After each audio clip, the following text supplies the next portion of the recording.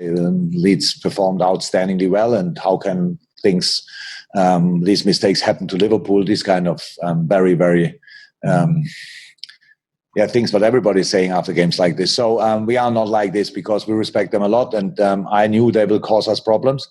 On top of that, we struggled in some defensive situations. Obviously, that's why they scored. But apart from that, I'm really happy with the things we did with the ball, to be honest, because it was very difficult as well to play against them with the ball. The way they play, the way they defend, and the way they go in challenges, it's really, really good. And for 95 minutes, by the way. And we played really well around these situations, scored 4 goals, should have scored more because we had really good chances on top of that. And so I'm completely fine with the game. Offensively, it was good, and defensively, we can improve, and we will improve. And so let's carry on. Obviously, we've seen some great Liverpool players. We've seen some great Premier League players. Now, Mo Salah has reached 50 goals in 63 home league games. Only Alan Shearer managed that in fewer games. And Mo's also the first Liverpool player to score in the opening league fixture of 4 successive seasons. So can you put into context exactly what we're seeing from Mo? So first and foremost, chapeau, and congratulations to him, because he's a very special player, very, very special player. The numbers tell a story a little bit. All the rest around you probably don't know, but today's a very good example. So yes, he put 3 more goals on his score list, but the performance around was absolutely exceptional in a game like this, and so he deserved the goals today 100%. Yes, 2 were penalties, 1 was a sensational finish, but he deserved these goals because he was constantly present, caused the opponent massive problems, was top in 1-1 situation, played football. So yeah, that was, with all the good performances Mo had for us, obviously this was for sure one of the better ones, and so he should be proud of it, and because it's very special to have these kind of numbers. Long may it continue. I like to think in these moments, and and this time I say it as well. Fantastic. The next hand up we've got is Sam Wallace. Other than Sam, we haven't got any others, so it could be if someone else wants to ask a question. But you don't have to. Sam, fire away. Hello, Jurgen. It's really unusual to see a Liverpool team not have the majority of the possession, which was the case today.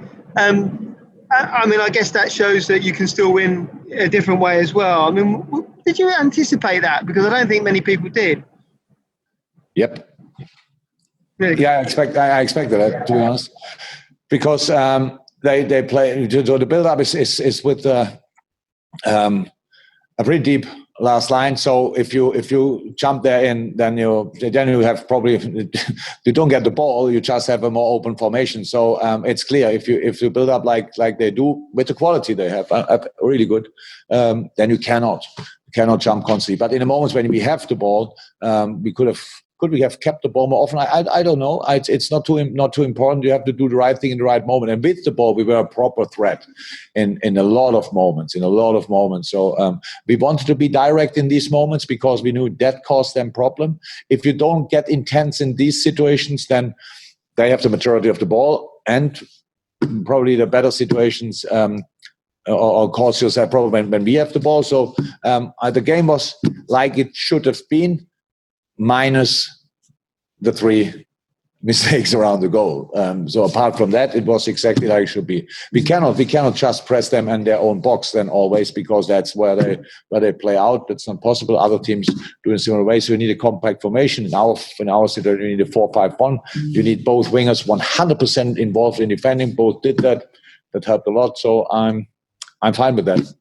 Terrific. Okay. Baron Cross is next. And by the looks of it, it's the last question, unless someone wants to. Why do you say that always? You have to say that. It's good manners. Baron, get me out of the hole here, please. Jurgen, how much damage do you expect Leeds are going to do in the Premier League this season? They traded you blow for blow today. I'm not sure if damage is the right word, but I said before the game,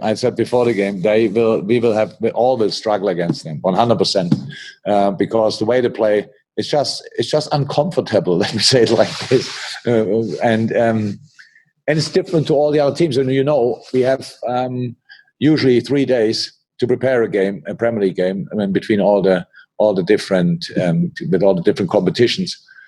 And that's actually, we felt it now as well, because our boys came back from international duty, and we only could start preparing the game now. And it was pretty difficult to deliver all the information we thought they needed to have before the game. Because football, if you don't respect the opponent, if you don't respect the plan of the opponent, and especially we always do that, but if you don't do it, then they kill you in a football way. And I liked a lot the attitude of my team today, really, because I think a lot of people would have thought, Liverpool, we will see what they do. Leeds, after 16, is the first time in the Premier League again, and Liverpool became champion. Let's see how they are now. Is it still the fighting unit or whatever? And I have to say, they just don't stop. I like it. I really like it, and so that's okay. We know we have to improve. We will work on that, but a lot of things were already really good. Okay, and final question is John Murray from the BBC, and this is the final question. Hi, Jurgen. So is that why you struggled defensively today, or is there more to it than that? Sorry, again? So is that why you struggled defensively today, or is there more to it than that? Oh, I didn't really see us struggling defensively. It's just the way they play. You cannot defend it 100% all the time. But the goals we conceded, the first goal, both fullbacks were deeper than the centre halves. That should never happen in football, actually, and it happened. And so, but then you still need an opponent who used this situation. They did that. The second goal, I think, was a misunderstanding between Virgil and Ali.